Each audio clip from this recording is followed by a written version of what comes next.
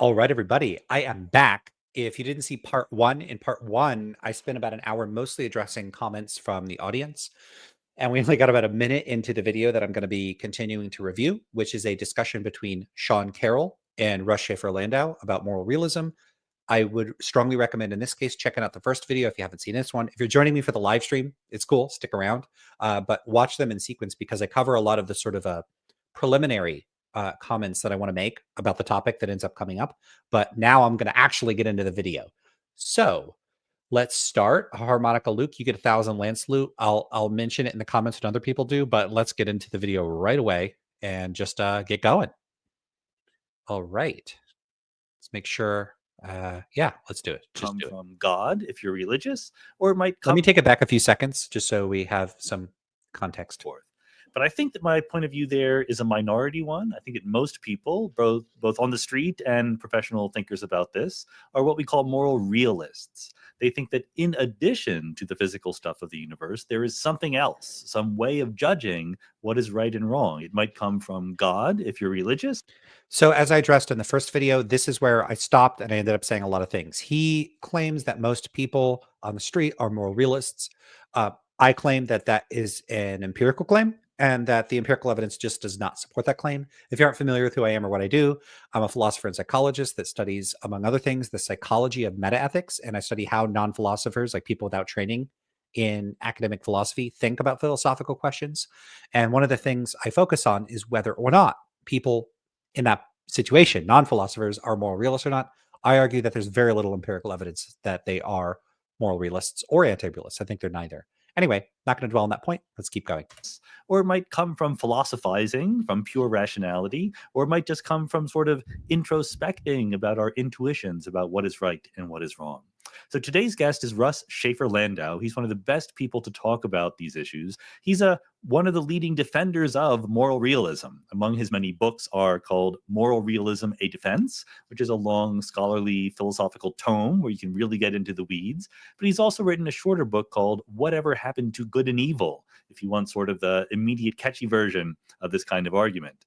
So Russ is a non-naturalist about morality, but not a theist about morality. In other words, he thinks that there is something to the world that is objectively there, which you can call morality, but not that it comes from God or anything like that. And as he articulates in the interview, he's much more about understanding what our intuitions tell us, thinking that that gives us some access to something real, which helps us decide what is good and what is evil. So I don't agree with that, but we had a great conversation because Russ is really, really good, both about understanding the opposite point of view and about understanding the weakness in his own point of view. I think that kind of approach actually makes it a lot more convincing to people who are skeptics. I'm not completely convinced, but I think this is a very, very important debate/discussion to have. Morality is something where a lot of people think that, they can figure it out given 10 minutes of careful contemplation, right? How hard can it be? I think it's very hard. And I think it's something that deserves careful contemplation, more careful than just sitting around for a few minutes deciding, oh yeah, I got it. Now I know what's right and what's wrong. Let me also, before we dive into it, give a short plug for an organization an organization here at Caltech. We'll skip ahead. He could plug stuff, but go check out the video to see that. But I want to get into the meta ethics content in good ways. So give them a right. Here we go. A tradition. It's not like a hugely represented tradition, but I love. Okay, we'll just let it start. Landau, welcome to the Mindscape podcast. Happy to be here. So this is one in a tradition. It's not like a hugely represented tradition, but I like to have people on the podcast who I disagree with, but I can disagree with in a way that I think that we have something to learn from them. So, I don't go for the flat earthers. I go for the people who are having respectable opinions that I disagree with. And my attitude in these episodes is that I am absolutely here to give you the chance to put the best foot forward for your case. I'll try to let my objections be known, and maybe you'll even change my mind. Who knows? But we're mostly here to have you state your case. And so in this case, the case is moral realism, which is something. So I'm a moral anti-realist, I guess. But why don't you, for the people who are not experts in the listening audience out there, how about the lay of the land? What is the landscape when it comes to what different possible attitudes one could have toward, I guess, meta ethics is the right field that we're in here. That's right. So we are in meta ethics, and just to situate folks, at at one remove, metaethics is not trying to, it is a branch of moral philosophy, but it's not trying to answer questions about what actually is right or wrong or good or bad. Rather, it's trying to take a step back and ask about the nature of moral reality, if there is one, how we can know it, if we can, what the nature of moral judgments are. Are they more like straight up beliefs, or are they more desire like states? Questions like that. So within metaethics, there's a bunch of different ways of carving up the terrain, but here's one. And you might think there are three really big families of views. One's a view that we can call nihilism. Philosophers don't use that term that much, but it's designed to cover all the views that say there's no moral reality, really. Um, some versions of nihilism say, most of us think there is, but we're just mistaken, in the way that an atheist say will diagnose religious belief and religious discourse. Lots and lots of folks out there believe in it, but there's some fundamental presupposition that infects the whole picture, and really there's nothing to it. That's one view you might have about morality.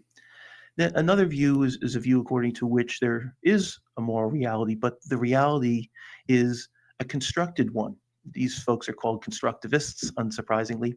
And the one analogy is between, say, morality and the law, or morality and etiquette, where you might say that really, if you drive 50 miles an hour in a 20-mile-an-hour zone, you'd say, yeah, that was illegal. And it's and if someone says that was illegal, you can say, yeah, what that person just said is true. And you can tell a story in epistemology about how you come to know that truth. And you might think, well, morality is more or less like the law, or like the etiquette, in that before human beings came on the scene, there wasn't any such thing. But for various reasons, and of course, different constructivists will tell different stories, it did come on the scene with us. And Yeah, I don't have anything to object to so far. I think he's doing a great job laying all this out. it's it's a social construction, basically. Mm-hmm. It can be quite complex, but at bottom, if you ask, where does morality come from? The answer is, it comes from the decisions or the attitudes of human beings, either singly, that's a kind of subjectivism, or collectively, which typically yields a form of relativism. It doesn't have to, but it can. And then lastly, there's the family of views known as moral realism, which says there is, Yeah, it's interesting because he does mention there's other ways of carving up the space, because my views don't really fall into any of these categories. there's a moral reality out there, hence moral realism. But the reality is not a constructed one. It's not one that's made up by human beings, either singly or collectively, either by reference to their actual judgments, or by reference to some cleaned up, hypothetical, idealized version of the judgments that we would have. Rather, morality, moral principles, say, moral standards, are quote unquote out there in a pretty robustly objective way. They await our discovery. We've invented the vocabulary to describe these things as good or bad, vicious or virtuous, things like that.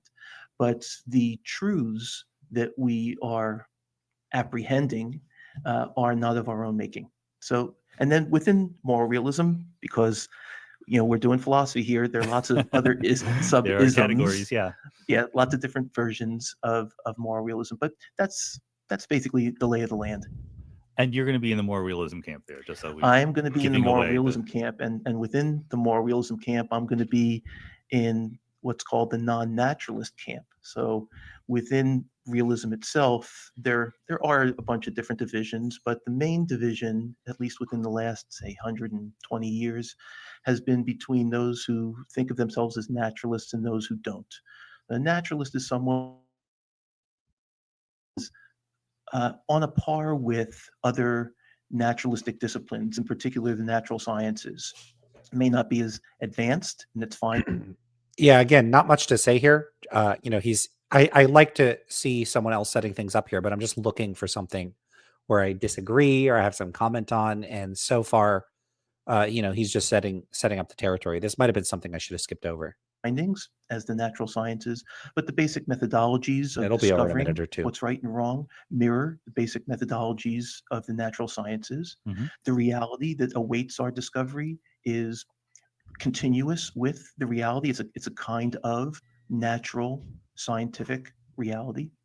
And then there's on the other side the so-called non-naturalists. It's not a very catchy term, but it's that and that's where I place myself. It's folks who think that moral realism is true. There's a robustly objective moral reality, but morality is relevant is not really like the sciences. No matter how much scientific investigation we do, we're not going to be.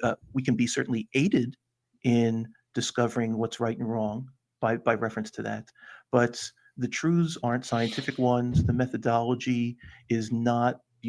We don't go to a lab. We don't need to go to a lab. We don't need to run actual controlled experiments on actual populations to make a determination about, say, the immorality of genocide. So, folks in my little niche of the metaethical world are usually the ones who are subject to the most either ridicule, depending on your attitude at the time, or the most criticism among the realist camp, because you could see the attraction of being in that. If there are issues to do with realism, about realism, of course, in the first place, that turn a lot of people off. But if you're tempted to the realist view, a lot of folks go naturalistic because they think it's metaphysically respectable. Right. If you think of morality as just another kind of natural phenomenon, then you don't have to introduce these non-scientific features, properties in the world. And that's that that's never been much of an appeal to me. So, I tend to take a pretty empiricist approach to things, but I don't have some sort of ideological thing where it's like it's got to be consistent with the sciences. I mean, maybe my empiricism is so functionally similar to naturalism, there's almost no point in drawing a distinction. But yeah, I find this kind of attitude puzzling because it really puts the emphasis on ontology rather than methods. And really, my issue with non-naturalists, I don't care that much directly about the ontology. I really care about the methods, like how they're trying to arrive at conclusions about their ontology. And I wish naturalists were more concerned with like intuitionism and that sort of thing. Like, how is it that non-naturalist realists are supposed to obtain knowledge of the moral facts? That's what we should be questioning. The ontology involved at the end of that road is downstream of these epistemological considerations, and that's really where most of my issues emerge and really tend to stay. If you don't have the means of getting at, the one moment. Sorry. If you don't have the means of even getting at these conclusions, then the content of the conclusions is kind of moot. So really, I think we should be more concerned with methods than we should with the conclusions. And we should be asking, okay, but how are they getting at these conclusions? And are the ways by which they're coming to these conclusions legitimate, credible, reliable? Should we be relying on intuitions to give us this sort of grasp of these a priori truths? And, for me, the answer is no, we shouldn't. So yeah, I kind of end up in the same place as naturalists in certain respects. And, but I arrive there for different reasons. And that puts me in an awkward situation because I'm not a naturalist, but I don't believe in a bunch of non-natural stuff. So you might say, hey, in practice, all the stuff I believe in happens to be natural stuff. What a coincidence. But it's not because of some sort of philosophical commitment to naturalism. All right. Yeah, I had started this stream.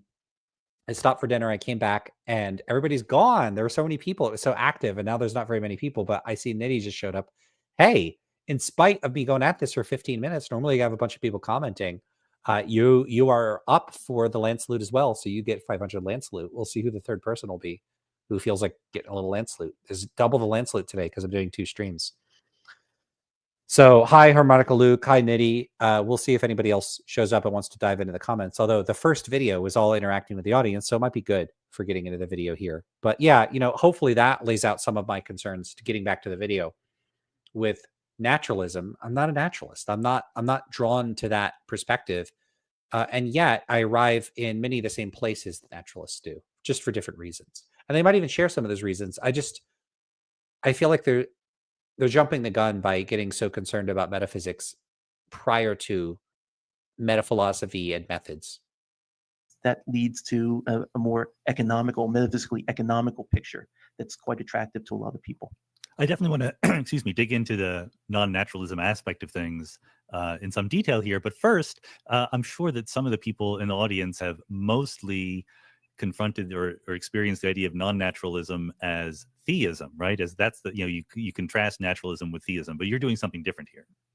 Yeah, that's a really good question, and you're certainly right about the presuppositions. In the canonical text called Principia Ethica by a British philosopher, G.E. Moore, that came out in 1903, he was the one who coined the term non-naturalism, and he distinguished naturalism from non-naturalism, but also from supernaturalism, and that distinction has been within philosophy, at least, pretty honored over the last. I'm still unclear on what that distinction is supposed to be. What's the difference between something being supernatural and non-natural? I'm not really sure. It might be that there's a literature that addresses this, and I'm just not familiar with it. Hey, what's up, Goblin Lord? I don't think I've seen you in quite a while. How you doing? You're going to get 250 Lance loot. You've been gone for quite a while, right? Or have you been here in recent videos? Anyway, welcome. Last roughly 120 years. There's a very common thought among non-philosophers that if you're going to take up with a view like mine, you've got to ground morality in some kind of divine command or some kind of divine agency. But I think that's just a mistake, I think. And even for those. This is a case where I just unambiguously simply agree with Russ Shafer-Landau here. I think he's right. I haven't seen data on this, but it does seem like a whole lot of people, at least to me in my experience, take that with a grain of salt. I'm happy to defer to surveys if they're conducted. It does seem to me that many people, I don't know what proportion, do seem to think that there's this close connection between moral realism and theism, and that you can't have moral realism without theism. And when he says that's just a mistake, I simply agree with him. I think it's just a mistake. I have never seen a good argument for that. I've never seen anything even in the ballpark of a good argument. And by that, I mean that the arguments are so bad that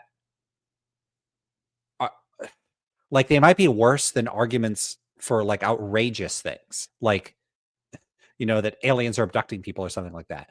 I mean, the arguments for this are just bad. They're real bad. If anyone disagrees, any theists or apologists or somebody thinks, nope, you got to have God for realism, pop into the comments, send me an email. I'd love to talk to you because I've never seen a good argument for this. It just strikes me as a mistake. Those who believe that it's the best version of realism is going to be one that is founded in some reference to God. They recognize at least the coherence and the intelligibility of a view of the sort that I hold, which is not a theistic one. Yeah, okay, good. I mean, maybe before actually explicating what that view is, you can give us a hint, just so I think that this is. Let me back up a little bit. I know for a fact that when you talk about things like morality, one of the issues that the discourse runs into is that people have pre-existing ideas, right? So it's not like talking about the Higgs boson where I can just explain things and people go, oh, yes, but everyone has their own little idea. So why don't you just give us a preview about why you believe this particular view called moral realism from the non-naturalist perspective? Sure. Well, I'll take it in two steps. One is, why do I believe moral realism? And then why do I favor the non-naturalism? Is that okay? Perfect. Like that? Yeah. Okay. So here's why moral realism. Well, if you think back to the taxonomy I gave earlier, one way to see the attractions of moral realism is by seeing what's problematic with the opponents. It's not. This is not necessarily it's not necessarily an argument from elimination, but it helps to put the attractions of realism into sharp focus, I think. So if you've got. I will know, although he says it's not, I think he said it's not necessarily. Let me take that back. I think he says it's not necessarily an argument from elimination. This is not necessarily it's not necessarily an argument from elimination, but it helps. Yeah. So it's helpful that he says that because, humor seems in some of his ways of handling the case does appear to be more clearly expressing this as a kind of argument by elimination, where if you show all the anti-realist views are wrong, then realism wins by default. And you're saying it's not necessarily that, but hey, if you can lower the plausibility of the anti-realist views, it could comparatively elevate the plausibility of the realist views. At least I think he's gesturing at something with that, without necessarily saying like you're going to definitively rule X, Y, and Z out, and so you're left with the remaining position as the only option. So I like the qualifier here. I will note, though, that I often think that the relative plausibility centers on legitimate weaknesses of the standard anti-realist positions, non-cognitivism, error theory, and relativism. I think a couple things. One, a lot of those alleged weaknesses are not really weaknesses. I think a lot of these objections to these positions are bad. And you'll see me defending relativism, error theory, and non-cognitivism against what I take to be pretty weak objections. On top of that, even if all three of those positions are wrong, I don't think I reject all those positions. I think they're all wrong.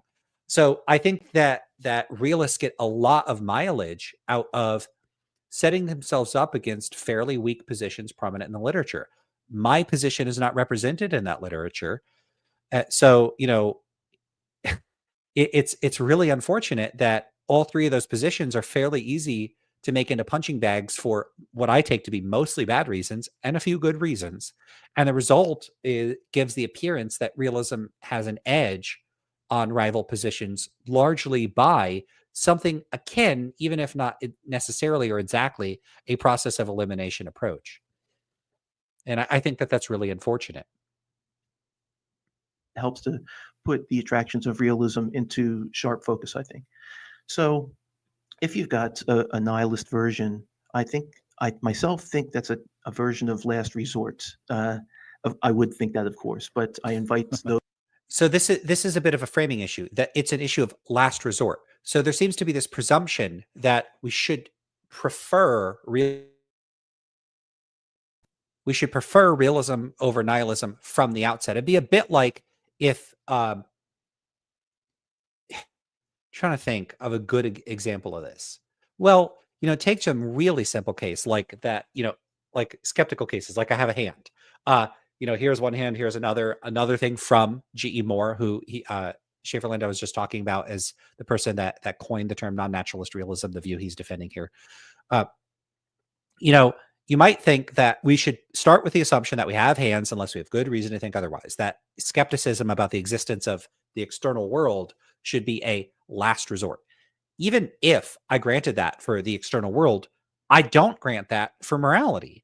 And so from the outset, I think that a lot of realists set themselves up as holding a position for which there is some presumption in favor of the position. And I don't think that there is any presumption in favor of realism, not like a sort of public presumption. So what I'll say is I don't think there's a public presumption in favor of realism, a kind of a presumption in favor of realism that's publicly accessible and available to everybody, and that we should all acknowledge, and that we should all sort of start with the default assumption that realism is true unless we could show otherwise. On the contrary, I think that to the extent that there is any presumption in favor of realism, it would be a personal or private, or you could say in a certain sense subjective, not in the meta-ethical or meta-normative sense. If a person finds that they are strongly inclined to favor realism, or they have a strong intuition in favor of realism, or that they have phenomenology that lends itself towards realism, this might grant a sort of presumption in its favor that's accessible and is operative epistemologically for that person. But that doesn't entail that it's operative for me or for other people. People may have different intuitions, different inclinations, different priors on the plausibility of a particular belief, like the probability that it's true. These matters can vary from one person to another. And so, if it seems to you that P, and it seems to me that not P, there isn't a presumption in favor of P. There is a presumption relative to your epistemic status and a presumption against it relative to my epistemic status at best. To the extent that intuitions or phenomenology or any of this establishes any presumption in favor of the view in question, we still need to ask the question, is that presumption public? Is it applicable to everybody? Is it universal? Or is it private? Does it have something to do with your dispositions to believe? And in the case of moral realism, it consistently seems to me that the presumption is and could only be private because it has something to do with one's phenomenology or dispositions. Those are just not the sorts of things that are public. It'd be very weird, for instance, to say that it appears that cilantro tastes good. And if someone wants to say cilantro tastes bad, there's a presumption against that. To people that taste cilantro and they're like, this is disgusting, there's not a presumption that it tastes good that they have to override. It's that it tastes good. I like cilantro. It tastes good to me. It doesn't taste good to my wife. She doesn't like it. So there it tastes good to some people and not to others. Intuitions are just like this. You know, just because it seems to realists like realism is true doesn't mean that it seems to me like realism is true. And it, in fact, does not seem to me like realism is true. To the extent that I could say that I have seemings or intuitions. I don't like that talk, and I don't think those describe any distinctive type of psychological states. It seems to me that non-naturalism is probably not meaningful, and that naturalist views of realism are false or trivial. So, I don't have an inclination in favor of these views. Why should I subordinate myself to the disposition to believe that realists happen to have? Well, they might say, well, because most people have these dispositions. But what did I just spend the last hour in the previous video doing? Arguing that that's not true, or at least that there's no good evidence that that's true. So realists might then want to appeal to, well, the majority of philosophers think that realism is true. But do the majority of philosophers have realist intuitions? Maybe. It might even be larger than the 62% that I talked about. But then there's the question of, well, should I defer to them? And I think the answer to that is no. And in fact, the longest, I think, is a 9-part series on my blog called the Phil Papers fallacy, actually, in reference to that 62% in the Phil Paper survey. I argue that there are many, many reasons to not defer to philosophers and to not subordinate oneself to their positions. Among other things, if you are a layperson or you're a non-specialist, it may make sense to defer to a majority on a particular position. As I pointed out in the previous video, the situation is much closer to rock, paper, scissors. Non-naturalists only make up 26.6% of the respondents to that survey. Anti-realists are 26.1%. It's a half a percent difference. That's not a big difference. It's probably within the margin of error for the study. Maybe it's not, because it's a very large sample, and maybe it's not. But it's not a big difference there.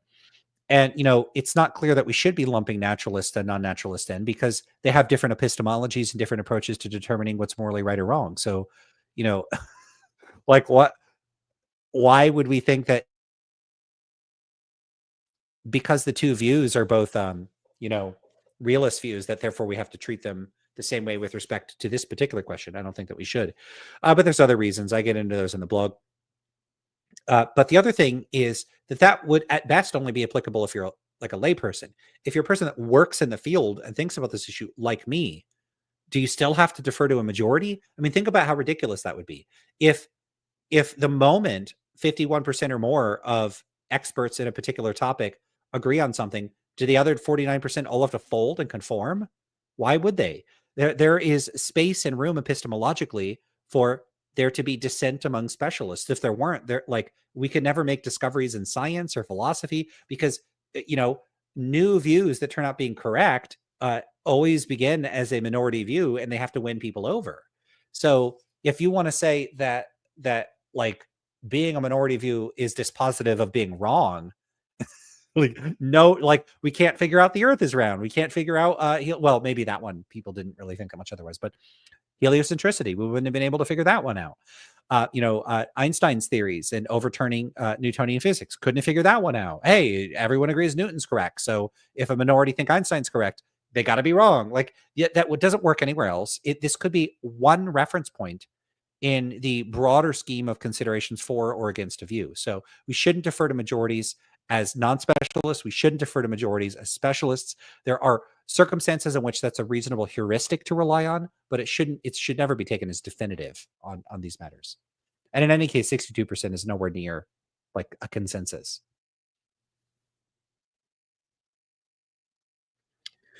Dave the Brahmin says, philosophy induces otherwise sensible people like Lance to say things like, I'm not a naturalist. What's not sensible about saying I'm not a naturalist? What's not sensible about that? Right. Let's keep going. And Dave, if you want to tell me why it's not, I'm otherwise sensible, but I'm not sensible in saying I'm not a naturalist, you're welcome to tell me why. Those who aren't antecedently inclined the way I am to just think about the implications of a view. Let me take us back a few seconds just to remember where we were at. That's it, but it helps to put the attractions of realism into sharp focus, I think.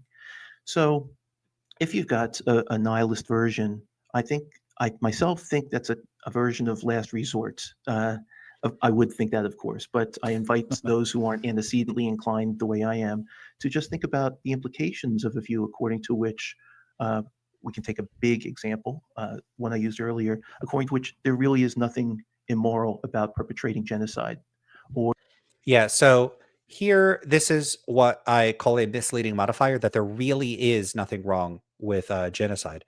Um, this is a bit misleading because if you're a nihilist, and by nihilist, he means something like you buy into, well, I mean, there's a variety of ways of catching out nihilism. But if a nihilist says, okay, the realists more or less are right about how we should conceptualize morality. If there were a morality, it'd have to be objective or stance independent. And there isn't any morality like that. So morality is not real. There is no morality. So genocide is not immoral, would be the view that a person that holds this position would have. Like they would say, yeah, these things are not immoral. Nothing is really immoral. Uh, there's still a big problem with that. So I don't endorse that view, and anti-realists don't have to endorse that view. But think about what it would mean if you were on the street, you ran into a person, and they said genocide is not really immoral. Well, the pragmatics of the everyday circumstances in which a person would say that leave one with the impression, probably the correct impression, that that person is not as opposed to genocide as you or I. We think a genocide, hopefully, you do, think genocide is horrific, repugnant, that there's virtually no circumstances in which it's even conceivable that there could be anything redeemable about it. It's just a horrific, horrific, horrific action. And so we're deeply against it. We would want to stop it wherever we could, right? So it sounds like the person, if you ran into a person on the street that's like kind of like, yeah, genocide's not really immoral. That person sounds awful. That's a repugnant person. And you'd probably be right that that's a repugnant, disgusting, awful person with evil, terrible views. I would agree with you, again, as an anti-realist. Now, the issue is that that's because the pragmatics of everyday moral language carries implications about our normative moral standards and our character and our attitude. If a person says, imagine a person said, yeah, I didn't really think that movie was good. Well, what would you assume? They don't like the movie. They wouldn't want to watch it. They think some other movie's better, blah, blah, blah. But if a person is simply being a cinematic anti-realist, and they're just saying, look, I don't think there's a stance independent fact according to which that movie is good, independent of our preferences or attitudes or regard or personal standards about movies. Okay, that doesn't tell you anything about whether the person likes the movie or not. In other words, it would be completely consistent with saying, I don't really think that movie is good, whereby really we mean stance independently. We could go and substitute that out. That person could say, I don't think that movie is good independent of our personal preferences or attitudes about movies, but I love the movie. I think it's a great movie and I'd love to watch it. The same thing applies to the nihilist, the quote unquote nihilist, who would say that they don't think genocide is really immoral. If by really we mean stance independently immoral, that tells you nothing about whether the person is against genocide. So the problem with Russ Shafer-Landau's remarks here is I think that almost all of the force of saying that the nihilist here has a repugnant, awful, undesirable, unattractive view, and that realism is attractive in comparison, comes from the misleading implication that that the nihilist sounds like the person on the street.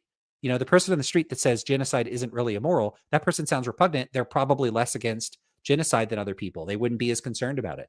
But nihilism simply involves saying, hey, it's not stance independently wrong. That tells you nothing about their attitudes. So the nihilist could say, genocide isn't stance independently bad, but I do regard it as horrific and awful and I'm opposed to it. The nihilist could literally be in the act of stopping genocides or giving their life to stop a genocide and still say, well, technically, I don't think anything's really immoral, but I am against this. And so the problem is that when you say this, like Shafer-Landau is doing here, that the nihilist thinks it's not really wrong, he's using this language of not really wrong. I think this language is misleading. I don't think it's intentional, but I do think it gives the false and misleading impression that the nihilist is less opposed or not opposed to genocide. And I think it's telling that critics of these views often bring up the most evocative moral transgressions. And I think that really amps up the sense that people have that there's something gross or repugnant about the nihilist view. Just compare two people. Compare a nihilist who is an anti-genocide activist who goes around stopping genocides and helping refugees and asylum seekers, get away from genocides, right? They dedicate their whole life to it, right? But they're a nihilist. They don't think anything is stance independently morally right or wrong. They believe in no objective moral reality, but they spend their whole life trying to stop genocide. So that's the one person. The other person is a moral realist. And the moral realist just doesn't think it's stance independently wrong. They do think things are stance independently right or wrong, but they don't think genocide is stance independently wrong. That person, that's what about that person? And then finally, you have the person that thinks it stands independently wrong. Okay, so now you have a realist that thinks it's wrong. What's doing the work there? Is it the fact that the anti-genocide realist is a realist, or the fact that they're against genocide? Is it the fact that they believe genocide is stands independently wrong? Or is it the fact that they're against genocide? So, in fact, we could get someone in between the two realists. Imagine you have a realist that says, look, they say they believe genocide is stance independently wrong, but they're not motivated to stop genocide. So genocides are happening all around them. They could stop them, but they're like, I do think it's wrong, but I don't really care. I can't personally work up the motivation to actually put a stop to these genocides. So they believe it stands independently wrong, but they're not motivated to stop it.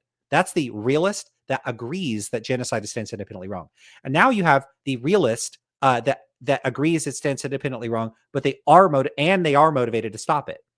So that person, now we'd say that person's good, right? So let's say we have the three people laying this all out. I'm doing this live, so if I had this prepared, it would be a little smoother. You have a person with the appropriate realist belief, the quote unquote appropriate realist belief. We didn't have to call it appropriate. Okay, so we have the person with realist beliefs and anti-genocide motivations.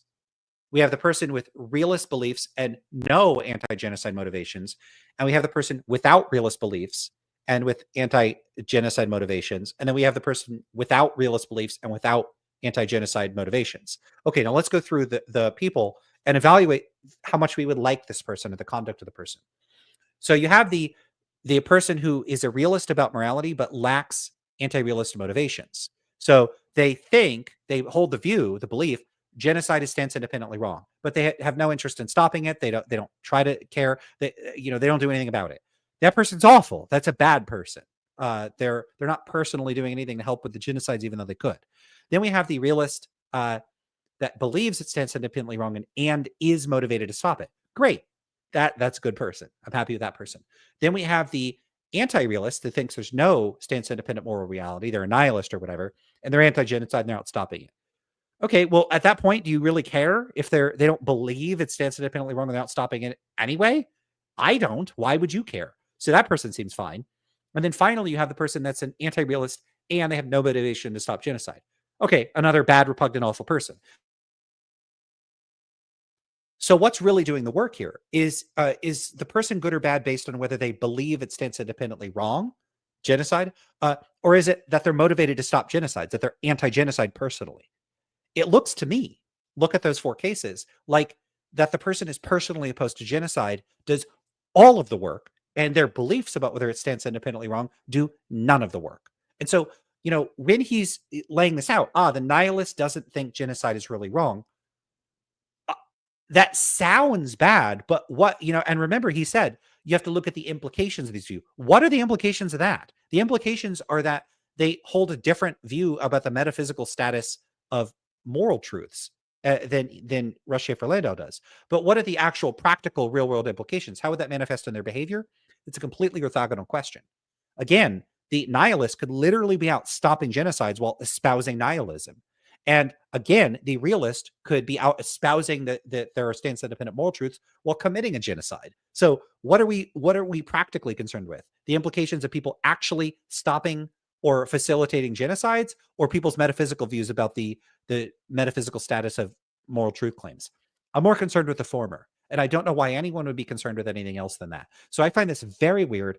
It makes it look like the nihilist is not anti-genocide, when in fact it's completely consistent with nihilism to be anti-genocide. So I think there's a big problem here in the way that this is framed. All right, let's have a look at the chat before we continue. Let me get a drink of water. I'm talking a lot. All right. Sapir says, I thought I was clicking on the last one to watch and didn't even know you're live again. Yeah, I had to do a part 2. I had to leave for dinner. Sapir says, hi, all. What's wrong with saying I'm not a naturalist? Yeah, I don't know what's wrong with saying that. Patrick says, what's up, besties? Dave the Brahmin says, everyone who doesn't accept supernaturalism is either a Pyrrhonist or a naturalist. I don't think Lance is a Pyrrhonist. I'm not a Pyrrhonist. I'm not a naturalist. I'm not a supernaturalist. I'm none of those categories. I don't think I'm obliged to fall into all those categories. If you define naturalism as anybody that rejects supernaturalism, then maybe I would be, but you can give me a description of naturalism and I can tell you whether I endorse it or not. Give me a description. Give me an account of naturalism and I'll tell you whether I'm a naturalist or not. It's certainly possible to give me some very minimal definition. I'd be fine, going for. I'm not anti-labels. I tend to dislike labels, but I'm not so allergic I won't, throw on the mantle. I mean, I do go around calling myself a moral anti-realist. There's your label. Sapir says, question for the chat. Is there something wrong with me if I never get tired of Lance's ranting elaboration? And Yenji says, but do you mean wrong in a stance independent sense? I don't know the context. Oh, this is a response to Sapir. Okay, I'm dumb. I don't know. Dave the Brahmin says, Sapir, do you dare to know? That's okay, fun. Right.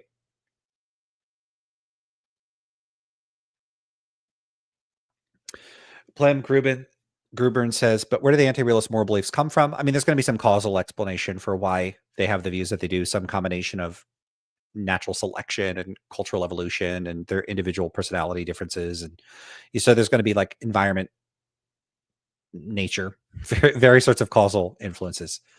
What are they grounded in? Yeah, it's always puzzled me what people mean by that. Like, what are my taste preferences grounded in? Why would I need grounding for my moral beliefs? And what is that even supposed to mean? It seems that they just say they have them as contingent matter of fact. Yeah. Mm-hmm. Yep. My moral standards are contingent matters of fact. And I see no problem with that at all. Don't care at all. I don't think there's any weakness or shortcoming or problem or any reason for or cause for concern. And Yinzi says, but it could be that someone's belief in the stance independent wrongness is the sole motivator for them being against it. And without it, their metaphysical view, metaethical view, they wouldn't care. It's possible. I doubt that that's true of most people. I mean, if it is, this is a question we could put to moral realists. You could ask a moral realist this. If you discover that moral realism was false and that moral anti-realism is true, how, if at all, would your moral behavior change? Would you just stop being against genocide? I would hope that their moral attitudes wouldn't change at all, and that they would still be anti-genocide and anti all the bad things. Now, here's the funny thing about that: if that's the case, what motivational work is the realism doing? I suspect realism is doing virtually no motivational work. I think it's basically practically superfluous. That's my suspicion.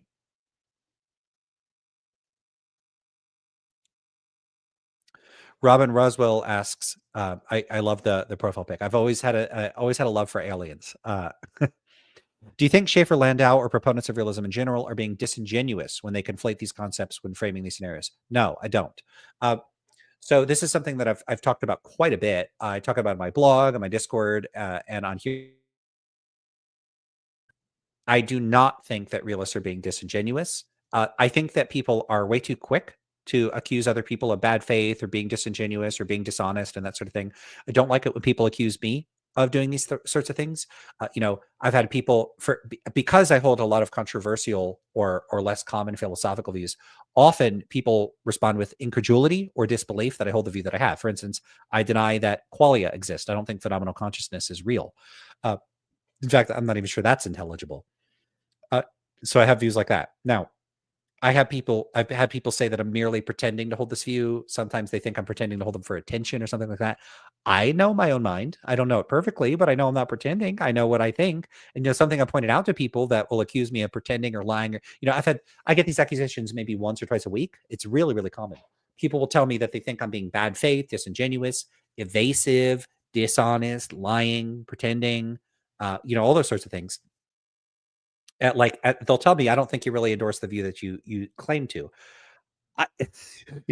What's especially weird about this is that if anything, in my private discussions with friends and family, I'm more rabidly in favor of the views that I rabidly argue for on my YouTube channel, to the point where people have to get me to calm down. No, the realists, they're so wrong. My wife has been hearing this stuff for almost a decade now. Do people think I keep up the act in private? I'm just sending out text messages. I'm having private conversations with friends on the phone or in person. That I put on a whole performance around my wife, all day long, that I just I'm like some sort of superb actor that lies constantly in my private life just to do what? Like, I have a tiny YouTube channel. This is not a big topic. Obviously, I'm really, really obsessed with this one narrow topic. If I was like clout chasing with the views that I have, I would get into politics. I would have more hot takes. I would do more rage baity stuff. Like, I'm not doing or saying virtually anything that would be indicative of me trying to endorse views that I don't sincerely endorse just for attention. What the hell are they talking about?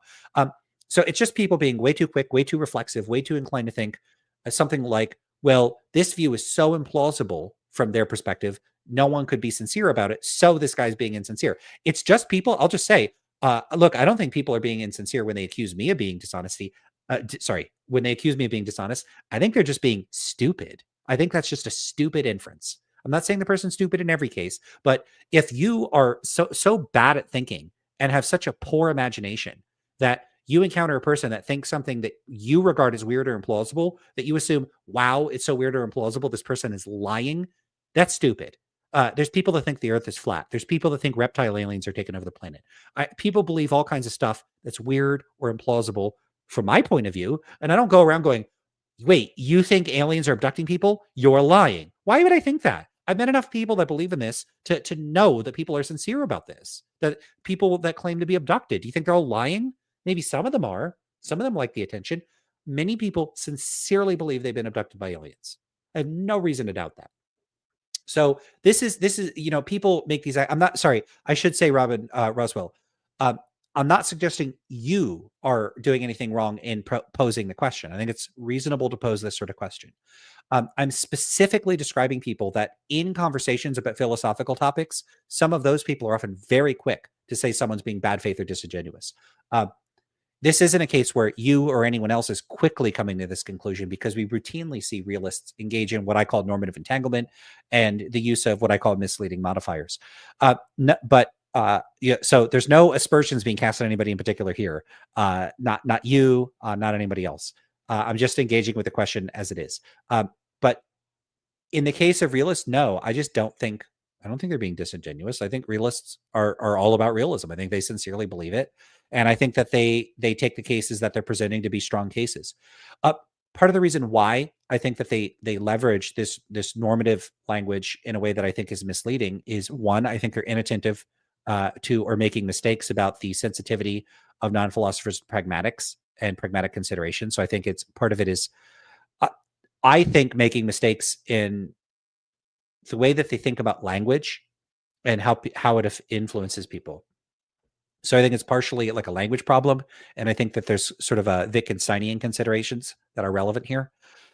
What else might be going on? They might think that these are good intuition pumps for prompting people to have the intuition. So here's a story to try to steel man the kind of rationale for why a non-naturalist realist might think this way. So non-naturalist realists routinely run into people that, when I talk to Derek McAllister, you could call folk relativism. You might run into a student that will say something like, yeah, well, it wasn't wrong for the people living at the time, or if that culture practices that, who are we to judge them? And they might maintain this view that it's wrong to impose your moral standards on others or judge others according to your own standards for people in other cultures or at different points in time, in a way that suggests an endorsement of a kind of agent relativism, that they are hesitant to oppose genocide or torture or awful things because they think different individuals and cultures get to fix the moral standards for them to abide by, and you have to respect that and act on that. Now, I don't think that. I think that's a deeply ridiculous and repugnant view. But you will encounter this on college campuses, and when you talk to many young people, sometimes older people will endorse this sort of view too. And when realists are looking at that, I think they often give these extreme cases of, genocide and this sort of thing to try to get people to have the intuition that they have, that there's something stands independently wrong with that. So I think that this is well-meaning, well-motivated, and is intended to serve as intuition pumps. And I think that they're failing to recognize that when they say stuff like anti-realists or nihilists don't think anything is really wrong, there's like a technical sense in which that's true, but there's also another sense in which that's misleading to people. I think they're just not appreciating or recognizing that. And many of them, even if I make this argument, they might disagree with me that this is the case. So, one of my projects is to empirically demonstrate that this is the case, that people are in fact being misled by this, that they're thinking things like, if the nihilist says that they don't think anything is really wrong with genocide, that they're less against genocide than the realist, which is not an implication or a logical entailment of being a nihilist. It's not. It does, like, if you're a nihilist, it does not follow that you're less personally opposed to genocide than a realist. It's not an entailment. And if you can empirically show that people perceive nihilists that way, then there's pretty good evidence that the kind of misleading modifiers that I'm talking about are in fact misleading people. But good question.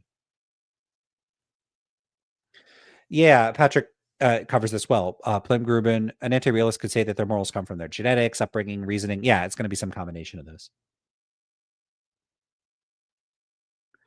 All right.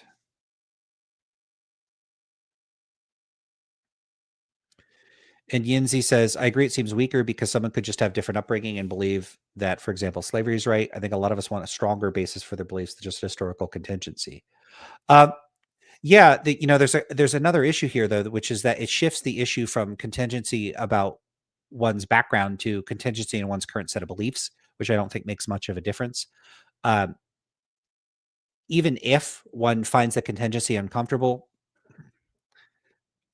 okay. I will point out, if they had some other belief, because beliefs conditional on the hypothesis that these standards are in fact conditional, they would be like, oh no, like imagine everyone was for whatever reason like pro something awful or pro something stupid. If everybody had that view, they'd be like, oh, what if we were not in favor of this view? The view we currently think is awful. So I don't find this very compelling.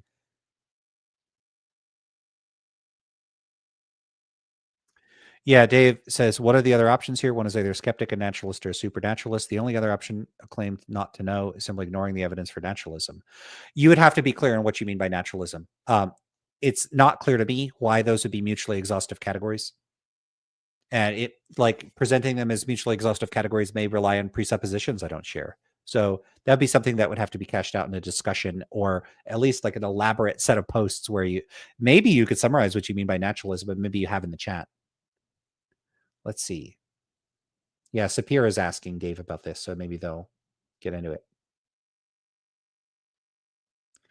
Yeah, and Yinzi says, and the ability to be incorrect about our moral beliefs is just a contingent preference. There's no way to be incorrect about them. Yeah, this is often leveraged in ways that I think is misleading. I mean, this is, first of all, are we relying on the assumption here that a person that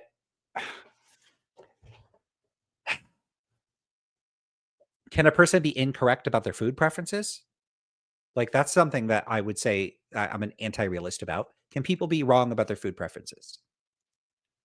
It's a little weird to think that people cannot be incorrect about their own stance-dependent standards. I think they can be. If realists want to say you can't be wrong about your preferences, it's somehow impossible, and that therefore we couldn't be wrong about our moral standards.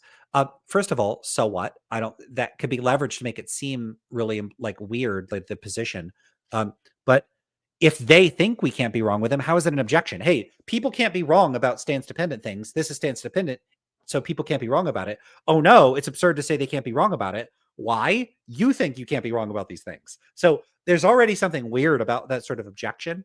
But because I think it's leveraged to give the impression that the audience is supposed to think you can be wrong in the realist sense, but the anti-realist is saying you can't be wrong in the realist sense, and that's supposed to be implausible. To me, this is another one of these cases of just recapitulating or sort of appealing again to the presumptive realist intuitions people are supposed to have. If you can't be wrong about what your preferences are, and moral standards are your preferences, then yeah, you can't be wrong about your moral standards. So, this is again a case where I think people use that like misleading stuff and conflations to give false and misleading implications about the implications of these views. But I also just think people can be wrong about their preferences. So, this is a point I made in my dissertation where I'm like, that people can be wrong about their preferences is something that we teach to children. So it's a little weird for philosophers to be like, you can't be wrong about your preferences. Just think of Dr. Seuss's book, Green Eggs and Ham. So, in that book, you have the character saying, Sam I am or whatever, going around presenting to, I don't think the protagonist has a name, but say, do you like green eggs and ham? Do you like them, Sam? I am. I do not like them. I would not eat them with a fox. I would not eat them in a box. I do not like green eggs and ham. I do not like them, Sam. I am. And so Sam I am chases this person around, keeps offering green eggs and ham, and eventually they're like, look, if I just try it, will you leave me alone? And Sam I am is like, yeah, sure.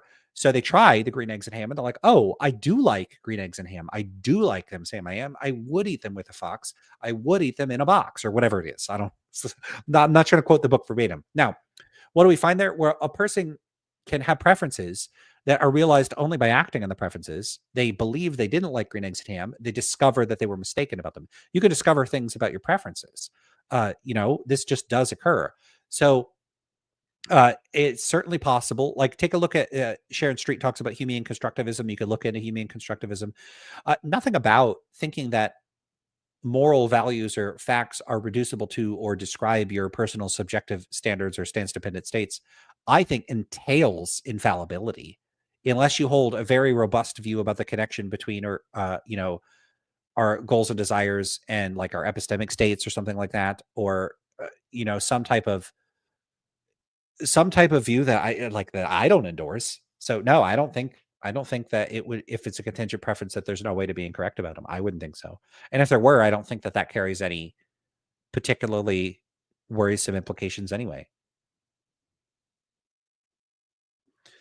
So Dave the Brahmin, if you're trying to characterize naturalism, I think this is a pretty weird way to go about it. That the physical facts fix all the facts, that the entire category of metaphysics is imaginary.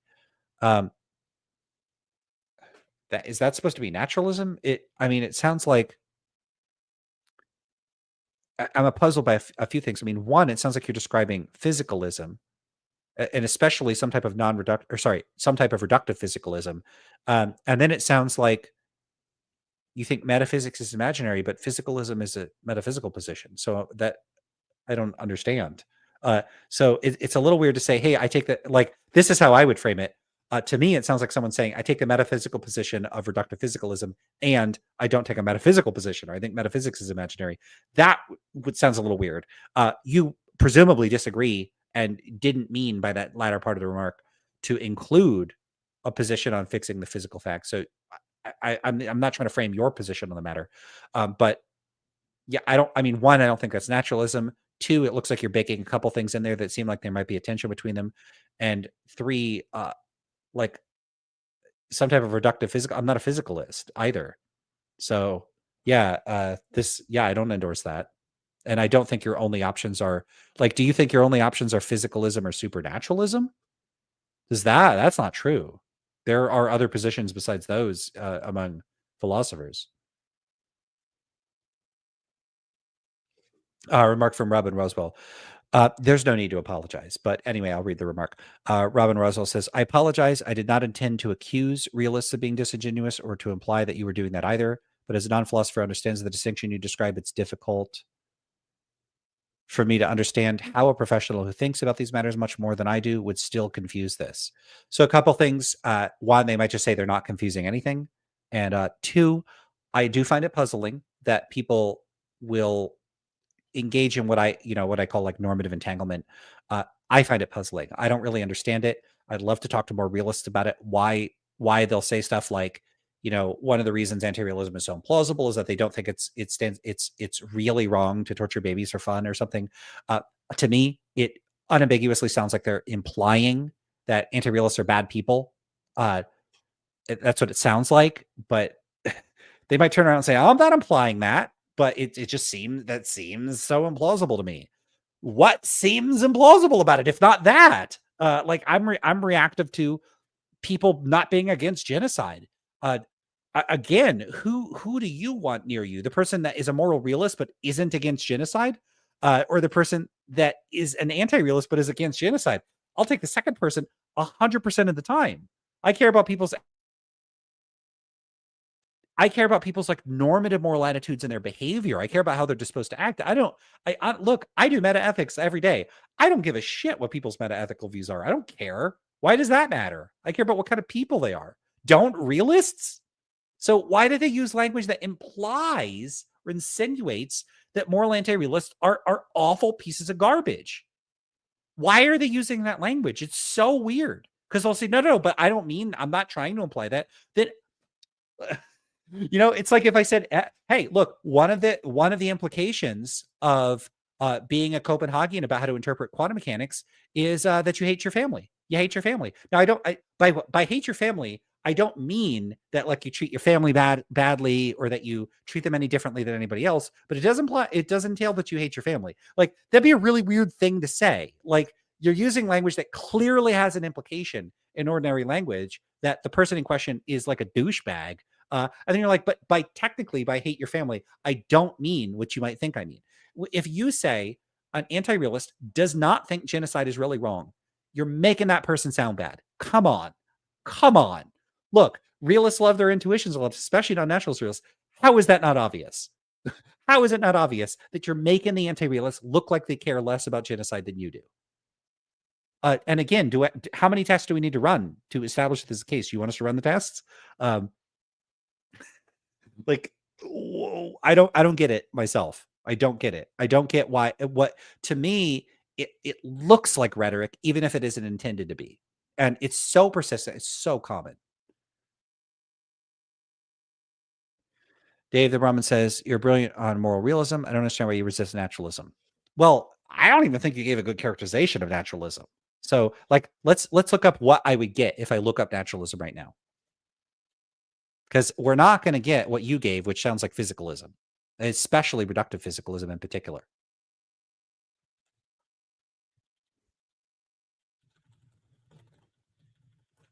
What do we get? You got the SCP open. Let me pop a link in the chat for everybody. And I got to get back to this video. 16 minutes in and I got a big...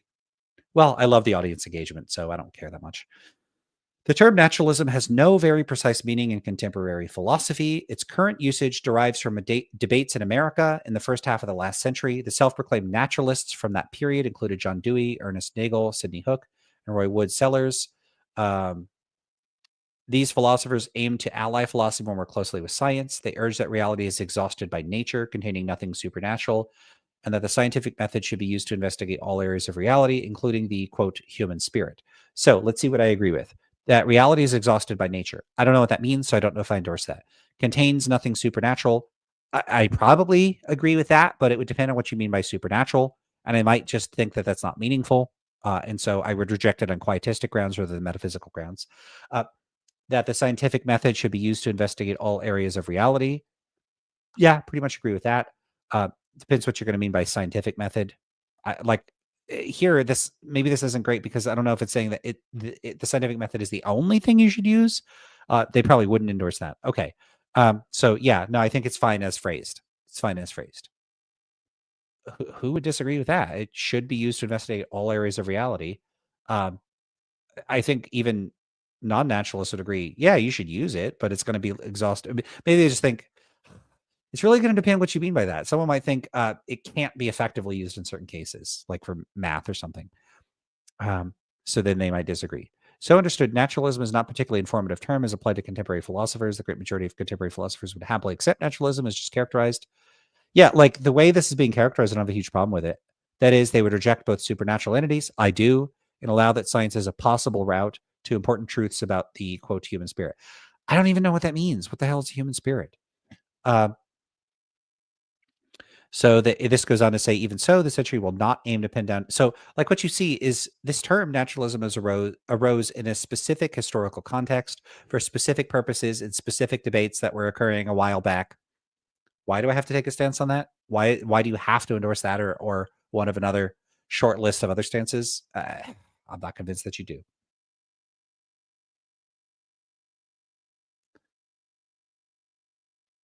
All right. Looking in the comments.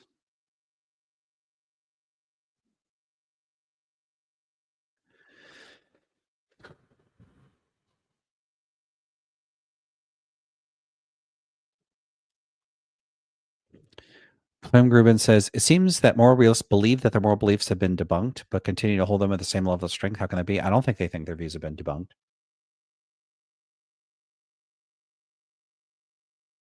let's see what else we got here. Wow, so many comments.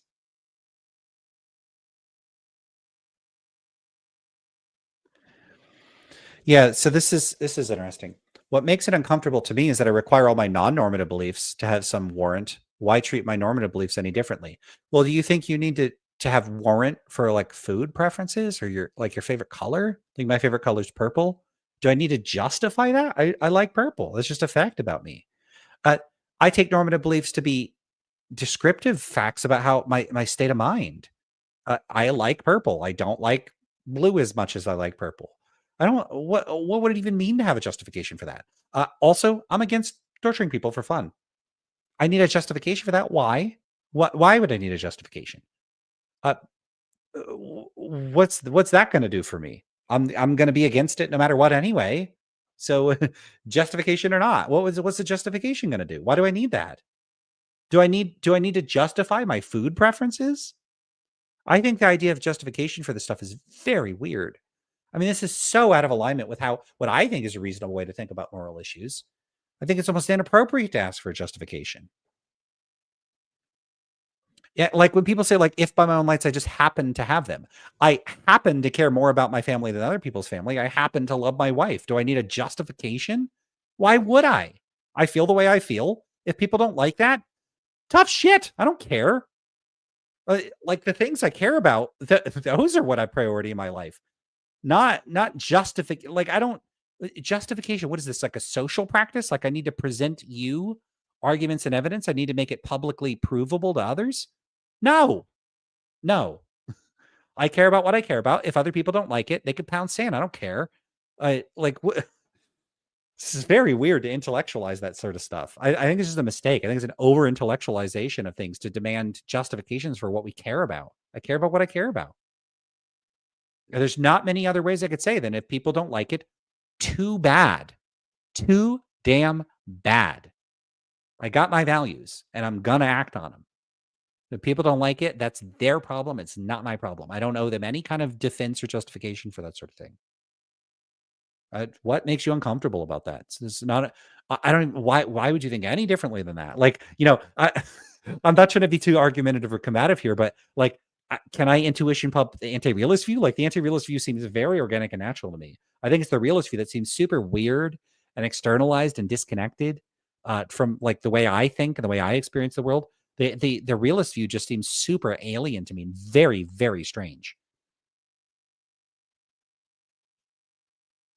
All right.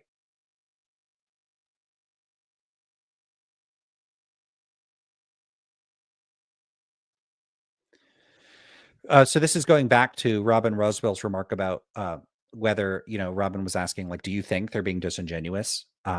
And Robin Roswell says, the idea that they're attempting to pump others' intuitions and neglecting to recognize the extent to which semantics can frame the discussion makes sense as a charitable explanation to me. Thank you.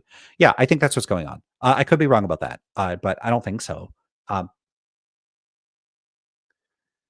Joe Smith says, do you have any forthcoming papers? I have a paper that just came out recently with several of my colleagues in cognition. I could find that link. Give me a second. 1 second.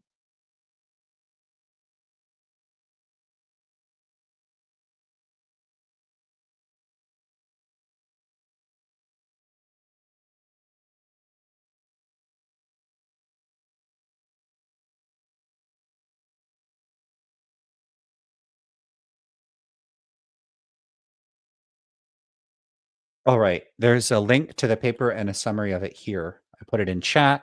Let me pin it so everybody could see it. So that's one of my more recent papers. And thanks for asking. Appreciate that.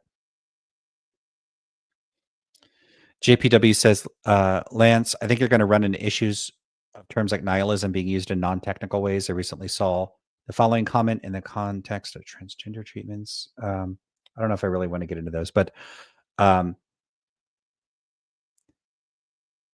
yeah, there's going to be uses of terminology like nihilism that there's going to be non-technical uses of them that are going to be misleading or confusing to people or make them think, differently about a view than they would were the term used in some specific technical context. To be fair, Russ Shafer-Landau did say that this term is not commonly used by meta-ethicists, and that's true. It's not. So I think he's been very fair with the way he's framing framed the debate and described things in this interview or this discussion with Sean Carroll so far, which we haven't continued in the last 40, 50 minutes now. Well, hey, if there's stuff to talk about, there's stuff to talk about. Again, this might be like the Alex O'Connor video where it's like 6 parts, and that's okay. I love having y'all here talking to me, so much. It makes this, it really makes this, it makes me feel like I'm not like talking into the void. I feel like I'm talking to people, having a conversation. I love it. It's one reason I've been streaming a lot. I'm really enjoying it lately. It's a good break from the work. I got a lot of work going on right now. So yeah, this is certainly true, but this is rarely going to be a huge technical issue for the way analytic philosophers frame metaethics, because they just don't use the term nihilism that often. And they're usually pretty careful when they do use it. Real name says, I think I'm a moral realist. How do I debate the streamer? You could get in touch with me. So if you go to like the description for my channel, you could see my email there. Let me see what it's currently on there.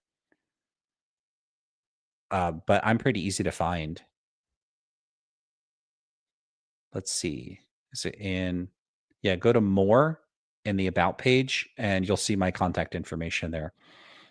Yeah, it has a view email address. So I'm pretty easy to find. Okay.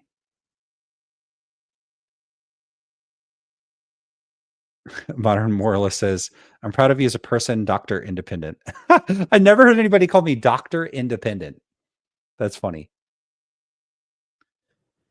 Sapir, Lance, have you thought about doing call-in streams? Wow, you must not have been around for the early days, Sapir. I used to do call-ins. Yeah, I'm down for doing call-ins.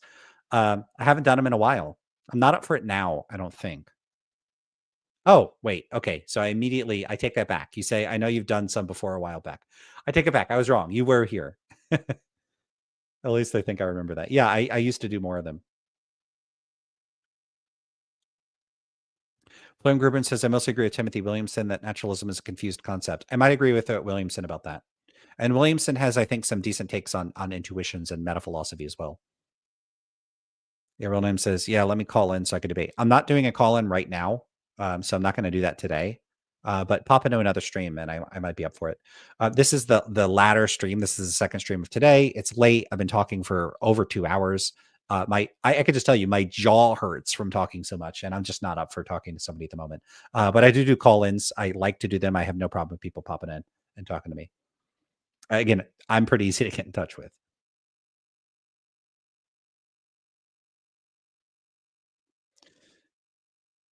So this is in reference to me talking about morality, like, I don't require justification, which I was talking about a few minutes ago.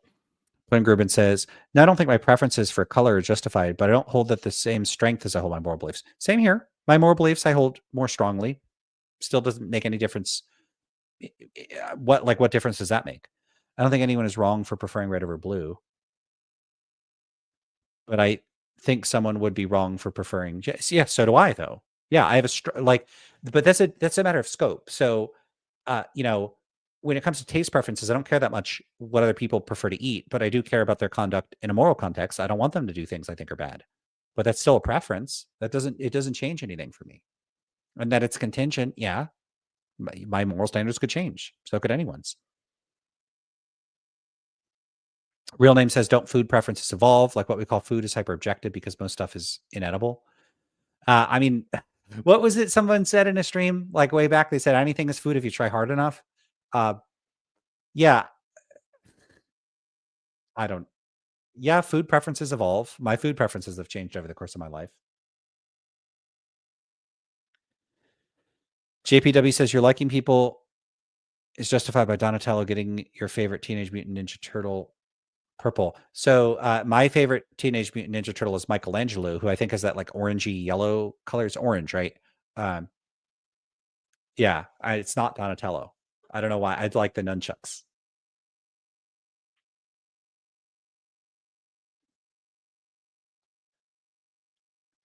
Gary Russ says, yes, you need to make it publicly available to do philosophy. If you don't have justifications, then your beliefs are arbitrary. You aren't doing philosophy. You need to make it publicly provable to do philosophy. So like I need to justify my favorite color, or I'm not doing philosophy, then I'm not doing philosophy about my favorite color. I'm not doing philosophy about my moral standards or preferences. Then I don't, if you want to say it's not philosophy, I don't care. This is not negotiable for me. I will not argue for my moral standards. I don't think it makes any sense to do so. I have my moral standards. And again, if people don't like it, too bad. I don't think they require justification. I am going to act on them. And if people don't like it, again, I don't have any other way to put it. Too bad. I act on my moral standards. Like, so for instance, I'm against genocide. I don't need a justification for it. I'm not going to argue for it. If people don't like it, too bad. So if someone wants to say that's not doing philosophy, okay, then I'm not doing philosophy about it. I don't care. Yeah, and calling things arbitrary is never not going to scare me off. Fine, call it arbitrary. I don't care.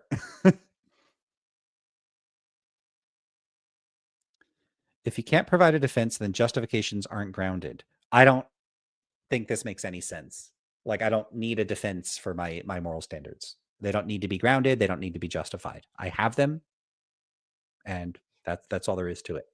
They are psychological facts about me, just like food preferences. Real Name says I'm a gastronomic realist. Now I don't know if you're just goofing around or trolling. I don't know.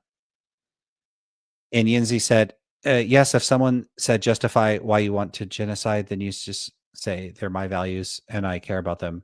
It would be odd. Sure, it would be odd for someone to just say they just want a genocide. Usually people have some deeper reason. But if the person said something like that their deepest value or preference in the world is to like eradicate this population of people, there might be no negotiating with that person. I mean, what do you do? Like, what I would try to do is stop them. I might try to, like, if you're trying to argue with that person, would you try to convince them it stands independently wrong? I might try to, if possible, like physically stop them from doing so, like, refrain the, like physically restrain the person. Um, people want to do bad stuff sometimes. I mean, this goes back to like standard persuasion stuff. Like if a person's holding you at gunpoint trying to mug you, I don't think my go-to would be to try to convince them that realism is true and that their actions are stance independently wrong. I would try to appeal to their preferences and values. Like, what about your family? I have a family too. Appeal to their sympathy, appeal to their self-interest, say that you've already called the cops, or, you might just hand over your wallet. But assuming someone is intending to harm you, typically I think the most effective way, if your only choice is to like choose a speech option and like roll the dice on that, is to appeal to their own preferences and values. It's not to try to appeal to like stance independent moral facts.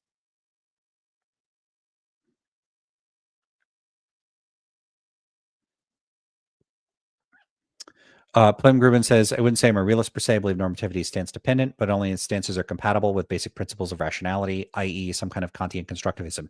Did you see my recent discussions with Philosophunculaist? And I also had an earlier discussion, maybe a couple of years ago now, with Richard Brown. So I don't accept Kantian constructivism either. I covered that in those discussions.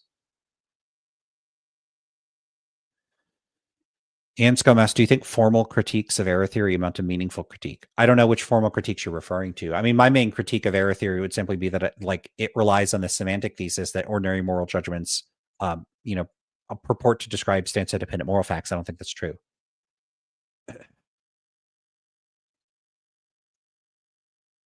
Oh, wow. Plum Grubin, you're definitely not talking to the void. I listen to your VODs all the time, and I'm watching from down here in Brazil. So you got some reach. Are you Brazilian, or are you just visiting Brazil? So my wife is from Brazil. I go to Brazil like pretty often. I was just in there for almost 2 months at the end of last year and the beginning of at the end of 2023 through the early parts of 2024. I was in Brazil. I was in Rio Grande do Sul and in Porto Alegre in particular, and then I was in Florianopolis. So spent some time with my in-laws there and just had a blast. I love it there. I think it's great. Love the food, and I talk about it all the time. So I don't know if we've spoken before, but I'm not going to try to speak any Portuguese here. But yeah, that's cool. Dave the Ramen says, I think naturalism and physicalism are now synonyms.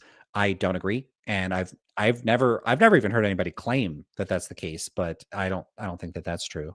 I think that, I mean, you could treat them as synonyms, but that seems, I doubt most philosophers would agree with that. But hey, maybe I'm wrong. Naturalism is the claim that supernatural, transcendental very probably doesn't exist. Yeah, that's consistent with not being a physicalist, though. Thoughts on Parfit and his ethics from Michael Kirchner. Depends. Are you talking about his normative ethics or his meta ethics? So I'm mostly going to be concerned with his meta ethics. I haven't really read much about his normative ethics, so I probably wouldn't have much to say about that. I don't really do normative ethics. So meta ethics, he's a non-naturalist of some kind. He seems to be there with Scanlon and trying to strip non-naturalist realism. He's trying to give us like this very minimalist kind of realism that's going to cut. I mean, I've even heard some people redescribe it in very different terms. But Parfit is still going to appeal to this notion of like irreducible normativity and external reasons. Well, I don't know exactly what he would say about irreducible normativity. I don't know how he get around having that in there, but I do know he explicitly talks about reasons in a way that on this channel many times I've talked about. I think doesn't make any sense. I should say I've long attributed, because he says Bernard Williams thinks that they're unintelligible. But someone presented a paper from Bernard Williams that's talking about reasons where it sure looks like Bernard Williams treats them as intelligible. And, I was fairly persuaded that Parfit's characterization of his friends and colleagues is often not especially accurate. So I might be the only one out there, at least, like, I run into people on Discord and Twitter and stuff that sometimes express similar views to me. But like at least working on the stuff that I know of that thinks that non-naturalist realism, like stuff like external reasons, is unintelligible. But yeah, Parfit is just going to be in the camp of realists that I'm really going to take issues with on conceptual grounds. I really got to get back into the video, but as long as the chat's going, might as well talk to y'all, right? See people talking to each other. That's great.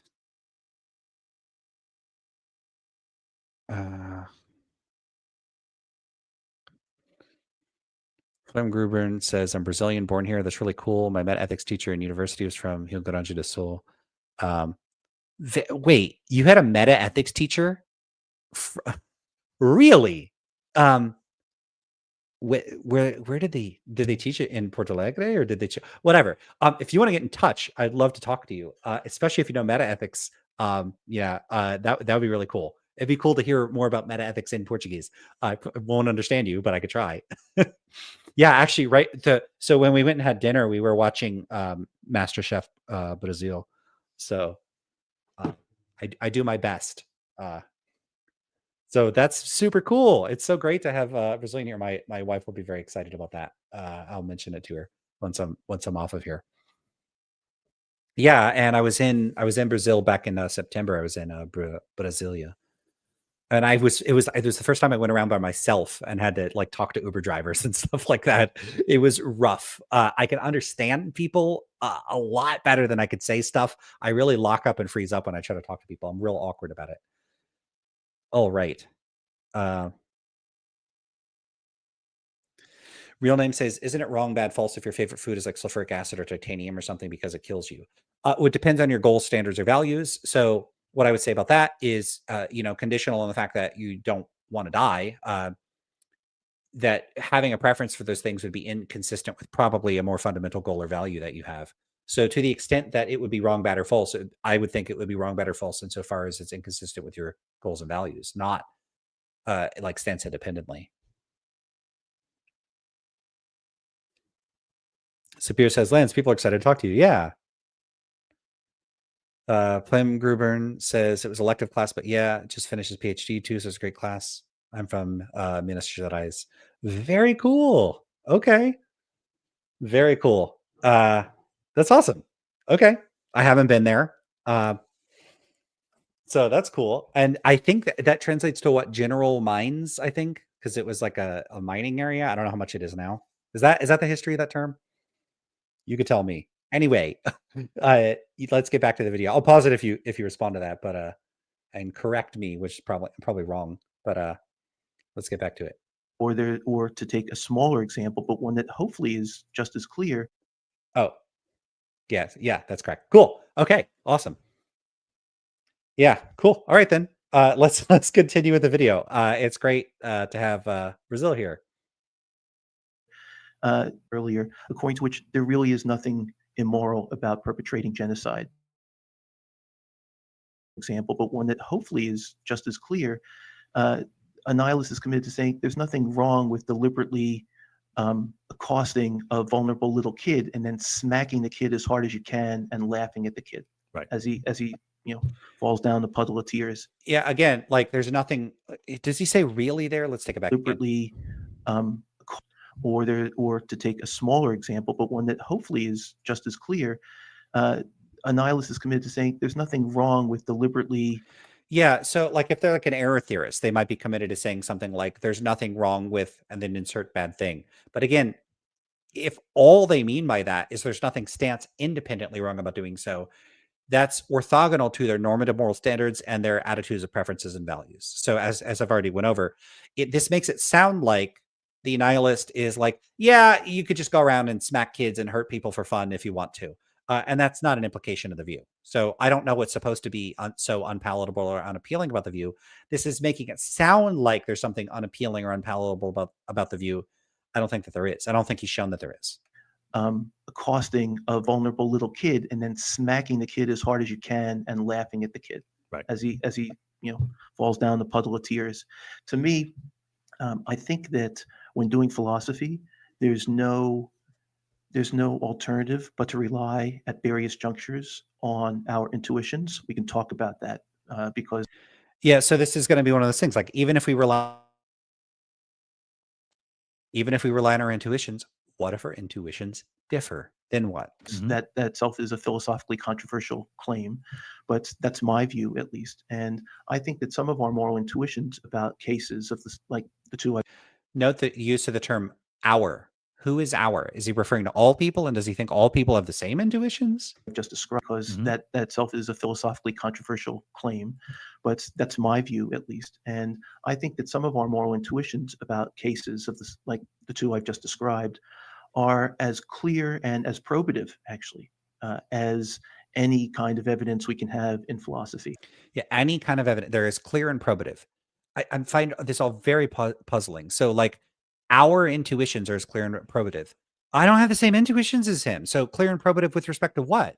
My intuition, like to the extent that one could be said to have intuitions on the matter, I have exactly the opposite reaction as he does. So are his clear and probative and my aren't? Are they both clear and probative? If they're both clear and probative, then it would be like, we're both looking in the same direction. He sees a rock. I don't see a rock. Why should we place any presumption in favor of his seeing a rock than me not seeing a rock? Why think it's more likely that he's seeing something that is there than I'm failing to see? That why should we think he is seeing something that is there rather than he's seeing something that isn't there? Rather than like we could flip it over and say, you could say I'm failing to see something that is there, right? Or it's possible he's seeing something that isn't really there. Why should we think it's more likely I'm failing to see something that is there than that he's seeing something that isn't really there?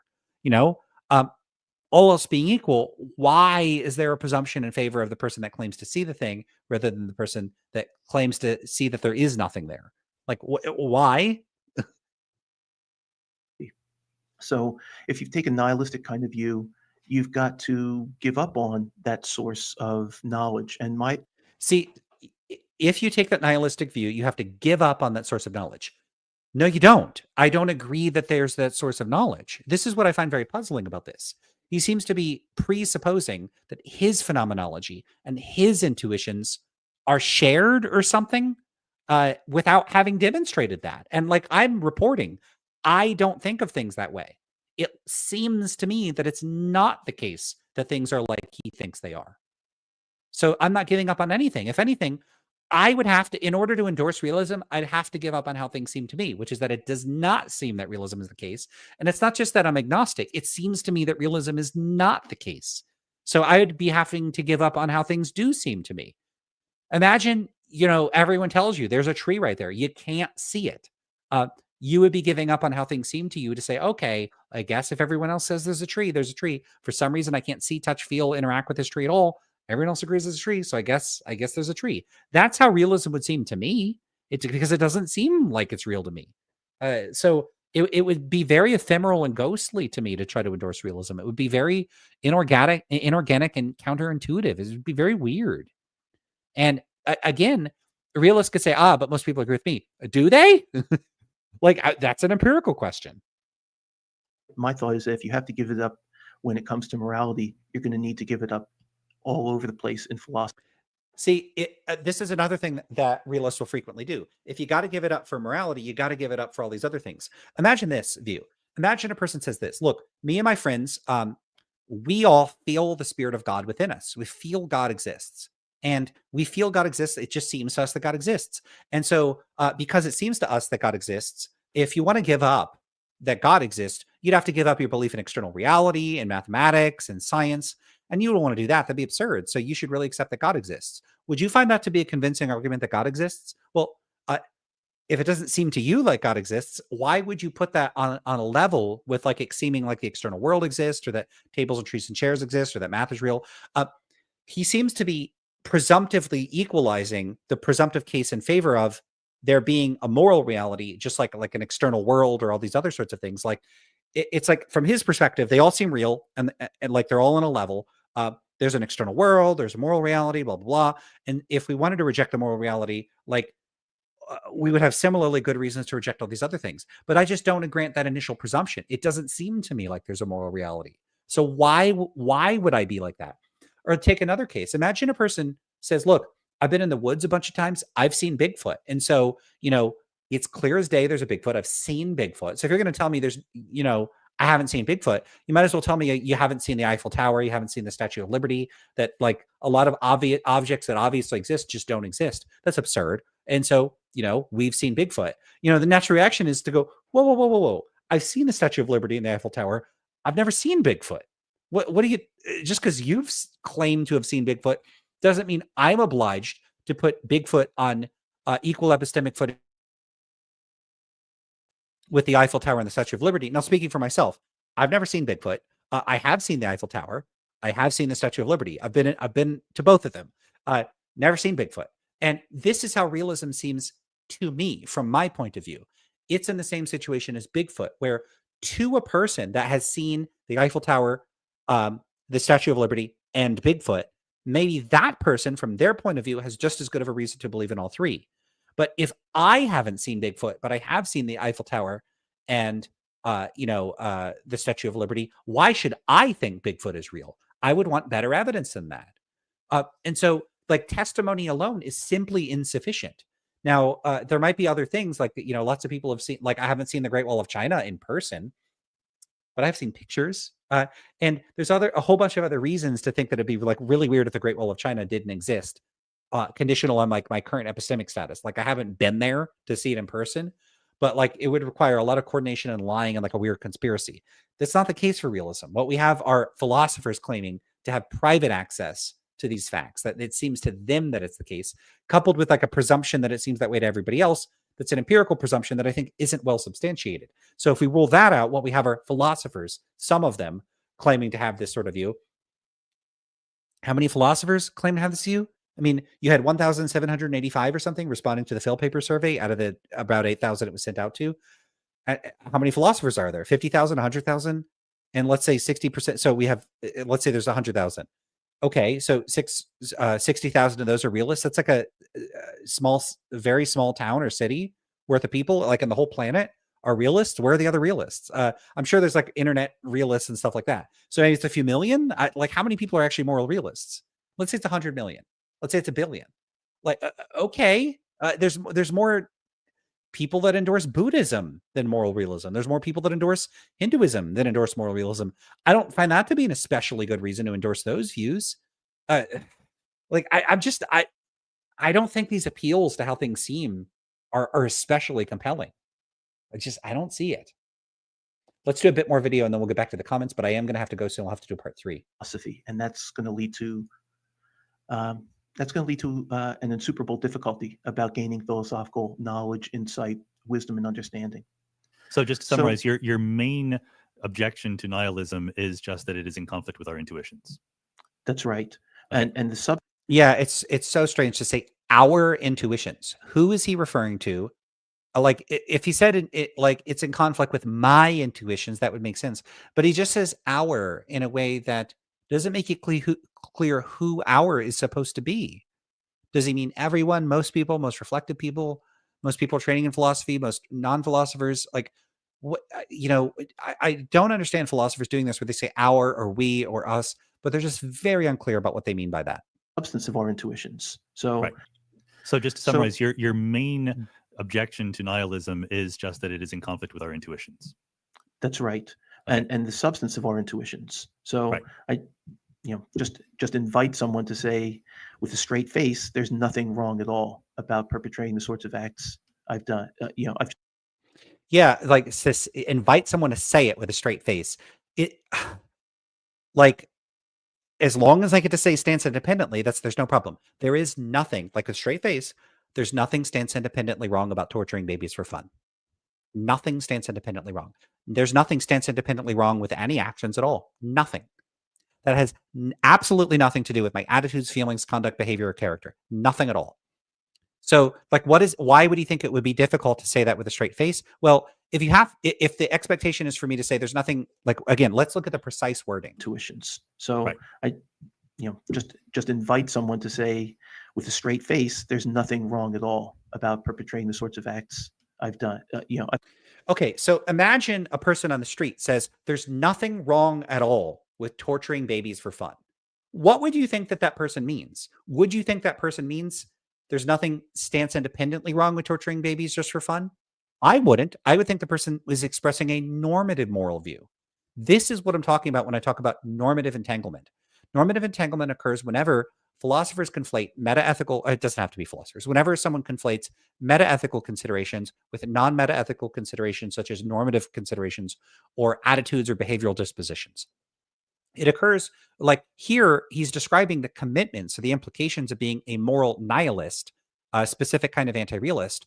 And he's suggesting that they would have to be willing to say with a straight face that there's nothing wrong at all with doing something. But that's a normative standard, not a meta-ethical standard. Now, the thing is, error theorists, some people that are often, included under this descriptor of a nihilist, agree with realists that the only correct conception of moral judgments is that they purport to describe. This fucking freezing. It's that they purport to describe these stance-independent facts. So that the error theorist is already accepting a buy-in with Russ Shafer-Landau's concepts, that the realist has the correct conception of morality. And then they say, you have the right conception of morality, and then nothing answers to that. There's no, there's no moral facts of that kind. So if you're an anti-realist and you think the only kind of real morality there could be would be the realist conception of morality, and the realists are wrong, then you think there's no conception of morality. Like there is no morality. Like there are no moral truths. Nothing is wrong at all. But that still is misleading because, again, you have to put this in the context of what technically the error theorist is committed to in a philosophical context. What they mean is, because when we're talking about things being right or wrong, we mean stance independently right or wrong. Technically speaking, there's nothing wrong with torturing babies for fun, because what that means is that there's nothing stance independently wrong with it. That tells you absolutely nothing about their attitude, disposition, or behavior. It doesn't tell you about how they feel or how they're motivated to act when it comes to torturing babies for fun. So then think about what he's saying. Say with a straight face, like, look, do I have any problem saying this? There is nothing stance independently wrong with torturing babies for fun. I think that. I think, because who gives a shit if it stands independently wrong? Again, test for the realists. Suppose anti-realism is true. And in fact, it is in fact true that there's nothing stands independently wrong about torturing babies for fun. What if that just turns out to be true? What are they going to do? Oh, the horror, the awfulness. What are they going to do? Are they going to torture babies for fun? Are they going to be not against torturing babies for fun? Or are they going to act exactly like they currently are, which is to be against it and to oppose it? In other words, what changes? So, what would the realists do if they become an anti-realist? So they'd be like, well, I guess there's nothing, since there's nothing stance independently wrong with baby torture, go ahead and torture babies? Is that what a realist would do? I sure as hell hope not, because that's not what I do as an anti-realist. Still against baby torture. You see the issue here? So, he says here that they should say with a straight face that there's nothing wrong at all with it. And that sounds like he's saying that they should not be against baby torture or whatever the bad thing would be. He doesn't specify a thing. Again, this is just big time normative entanglement. I've just described. And I know a number of smart people who are also really nice people, by the way. So who- again, he knows smart people, nice people, by the way. Again, he's saying, yeah, technically the people that have these views are smart and nice. I think he's implying that there's some inconsistency or tension between saying there's nothing, again, in parentheses, stance independently wrong at all with doing torturing babies for fun or whatever it would be. But you could still be nice. Yes, those are orthogonal. who can say that with a straight face. I know most of those in the philosophical community who can do that, but I think that it comes at very high cost. Well, I guess I'm It comes at a very high cost. What is the cost? What's the cost? not a nihilist myself. I'm more of a constructivist, but just to do a little bit of standing up for them. I mean, can I restate your argument or try to put it in slightly different terms by saying it's not that the fact that we seem to have intuitions that overrides them, such as that they still are acting as if there is morality. Like you said, there are nice people who behave well. Yeah, it's so weird. Acting as if there's morality. If you don't think that there's stance independent moral truths, this shouldn't really commit you to thinking there's no morality. I mean, look, I don't think that there are stance independent gastronomic truths. There's no facts about what food is good or bad or what food you should or shouldn't eat, independent of your taste preferences. Imagine concluding like I don't think food exists or that taste exists or that nothing has any taste. That'd be so weird, like as if I wouldn't have preferences because gastronomic realism isn't true. Like gastronomic realism is a ridiculous position. Of course I don't endorse it. So like should I not care what I eat? Should I should have no preference for one food over another? What does it, so nothing is good independent of how it tastes. So therefore nothing is good dependent on how it tastes. Like, why would you make that conclusion? That's a bizarre conclusion to reach. So it's the same thing with morality. If you don't think there's stance independent moral facts, why would that mean you don't have moral standards, preferences, values, views about what, like a position on torture? Like, hey, against it. Okay, so there's you're not stance independently. Like, again, if you're a realist and you become an anti-realist, so now like there's none of the moral truths that you thought that there were before. What do you do when it comes to the structures and institutions and norms of society? Do you stop caring about your moral standards? Do you go, well, the only moral standards that could be would be realist ones. Since realism is false, now I have no moral standards. And now suddenly what do you do? Like, you just kill people if you feel like it, torture people if you feel like it. Why would you do those things? I wouldn't do those things because I don't want to. I don't value doing those things. I value doing what I value, like trivially. And I value people generally getting along and being happy. Isn't that what you care about? Don't you act on what you care about? I act on what I care about. And I care about happiness and flourishing and all the good stuff. Isn't that what realists care about? What do they need the realism for? What work is the realism doing? This is so puzzling to me. Like, I feel like the anti-realist view should be the default view. Like, you act on your values. You value people not being tortured. And who gives a shit if it stands independently right or wrong? Same thing with food. Like, let's say, like your current, like your all your current taste preferences, right? Your favorite toppings on pizza, your ice cream flavors, your favorite music preferences, the music you like to listen to. Imagine we had some machine that would tell you, it would give like a score for how stance independently good music is. And like some of the music you like out of 100, it gives 100-point score. Or one is like the worst, it stands independently awful, and 100 is like stance independently amazing. And so now you have a score for every song you have on your Spotify list, right? And so like songs you really like have like a 63 or a 51 or a 22. Songs you hate have like a 97. Would that change what music you listen to? Now, assume the music sounds exactly the same as it did before. Your emotional reaction to the music is exactly the same as it was before. How much you enjoy the music is exactly the same as it was before. And that doesn't change. You can't enjoy it any more or less than you previously did. Everything about the music is identical in terms of your experience of the music, what moods it puts you in. That all remains intact. The only thing you have is that there are stance independent facts about how good the music is. Would that change your music preferences? How could it? How would it? Who would give a shit, right? You would. I'm assuming if your favorite song is a 15 out of 100, you would still listen to it. And if a song you despise and think sounds like cat screeching in your ears and is at 100 out of 100, you wouldn't listen to it. Why would you do that? Why? Who gives a shit, right? So I'm just deeply baffled by why anyone would care about this or how this could even be a thing at all. How is moral realism a thing? How could it possibly be motivating to you to discover that something is stance independently wrong?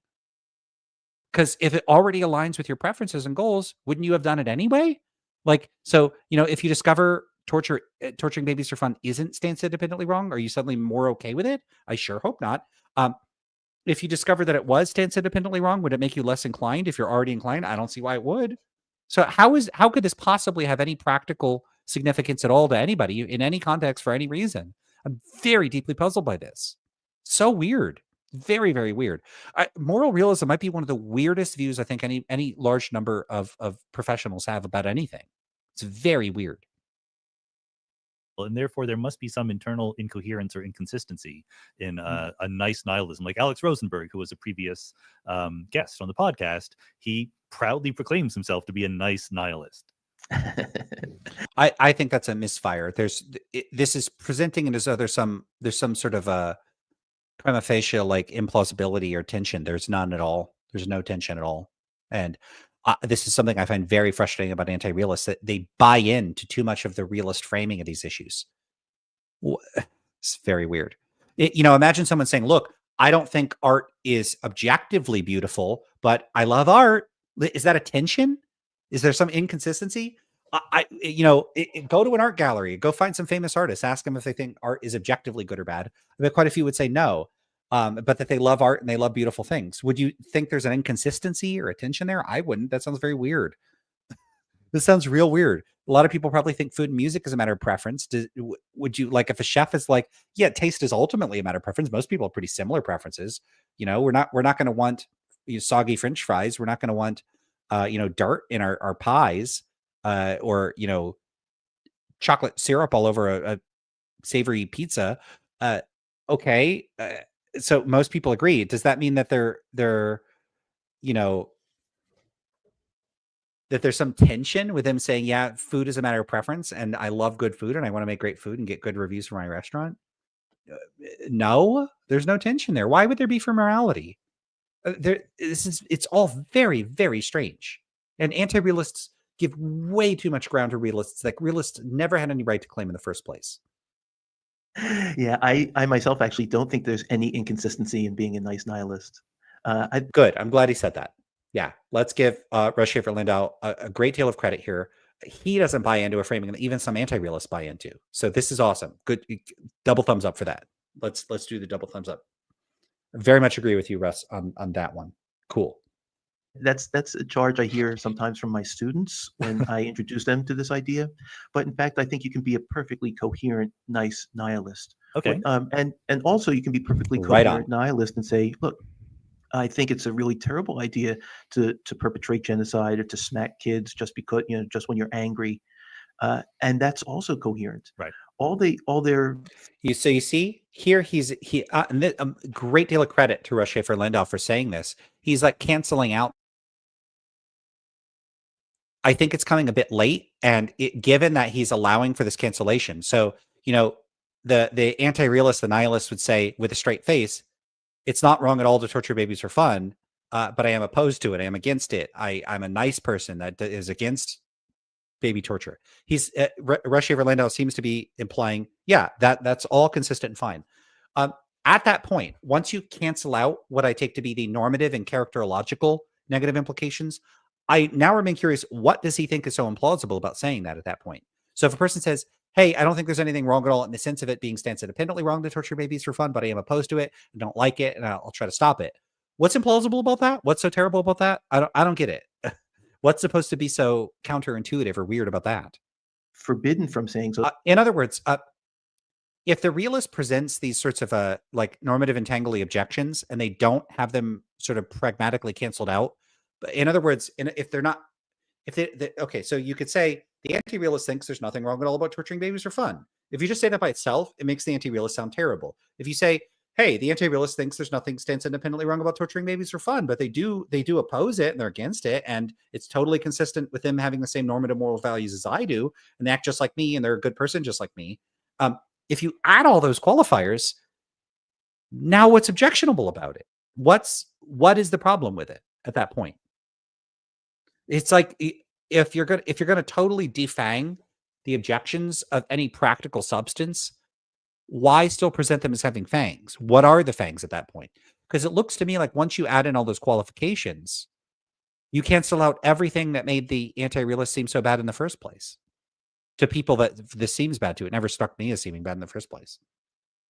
So to speak, so as to maintain consistency is to say that their preferences register some kind of genuine immorality or morality. So you can say, look, it would be a better thing for everybody, not morally better, but people would be happier or less unhappy if we acted this way. Yeah. And that's a perfectly consistent thing for nihilists to say. Got it. Okay. Yeah. So let's move on to knocking down constructivism then. Okay, so I'm going to wrap it up there for today. I know we only got 20 minutes into the video, but I'm getting tired. I've done this for about 3 hours today. Let's look at the comments and then we'll wrap it up. And I will continue with this. It looks like there's just a ton of material to mine out of this video. So this is great. Jack L asks, why do you think appeals to unintelligibility, meaningless, and inscrutability fell out of favor among analytic philosophers? They were used by logical empiricists, Wittgenstein, Quine, Goodman, etc. I don't know. Good question. I'd love to talk to philosophers that know more about the history of philosophy. I guess I'm kind of wrapping up here, so maybe I'd have said more if I wasn't worn out already, but it's a great question. So do feel free to pop into another chat and ask, and I might have more to say about it at another time. John Abate says, is he talking about moral intuitions or metaethical intuitions? Good question. I don't know.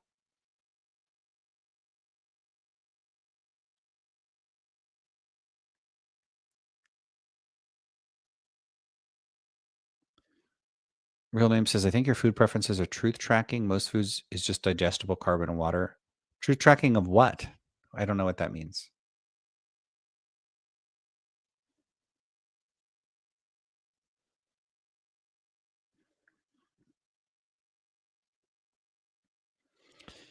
Real Name, I don't, maybe I need more context here, but those preferences would disappear if you didn't have an alternative, right?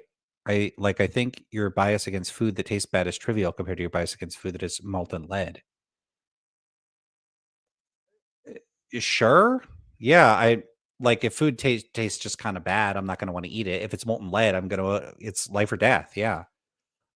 So the former is trivial compared to the latter. I'm not sure what point you're driving at there.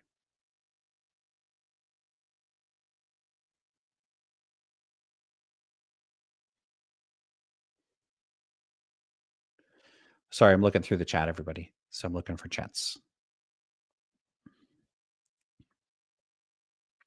Sapir says, and let's see when this was. It's almost 20 minutes ago. So I haven't looked at the chat for 20 minutes. That's okay. I should be reviewing videos, right?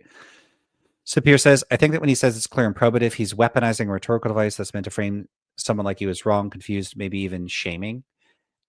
Maybe, but I very much doubt that any of that is intentional. I don't know. I need to talk to more realists and really get to the bottom of like what they're up to with this kind of framing of these discussions. Patrick says, if you were to apply that's an empirical question seriously, most humanities departments would shut down. No one wants that. I do think they're mostly empirical questions. I don't think that should shut the departments down. I think they should start using empirical methods. Also, like art departments, why would they don't need to go do a bunch of science. They should teach people art, do more art. Same for music, same for languages. I don't think it would shut a lot of departments down. Historians, like why would they shut down?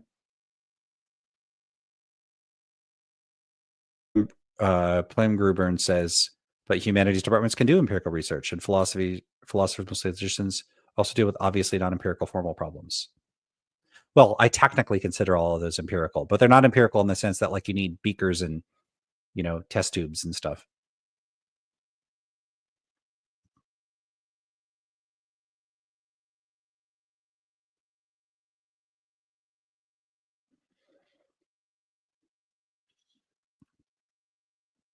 Still looking at chat.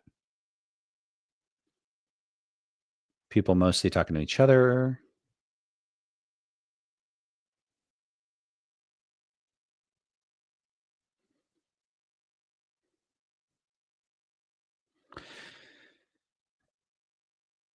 Yeah, when I make judgments about what to eat, I'm not trying to make like truth claims about the nutrition or health or the digestibility of my food.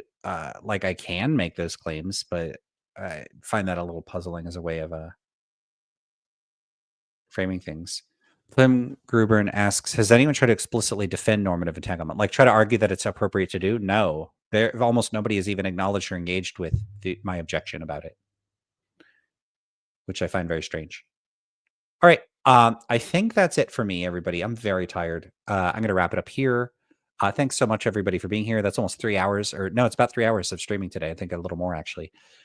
Wow, that's a lot. All right, so we'll continue with this video. It's a fun video. Sean Carroll and Russ Shafer-Landau are doing great in this video. I really like this conversation, and I'll cover it some more another time. I'm going to go relax for the rest of my weekend. So I will see you all later. Do please like the video, subscribe to the channel if you haven't already, leave a comment. I love to engage with the people in the comments. Check out my blog, also called Lance Independent. Check out the link tree in the description. Check out the original video that I'm reviewing here. Watch that whole video and come back here. You'll have more insight into things. And I'll leave it there. Do all those things. Do it all. And I'll catch y'all later. Thanks everybody for being here. And thanks everybody that's wishing me good night. Take care.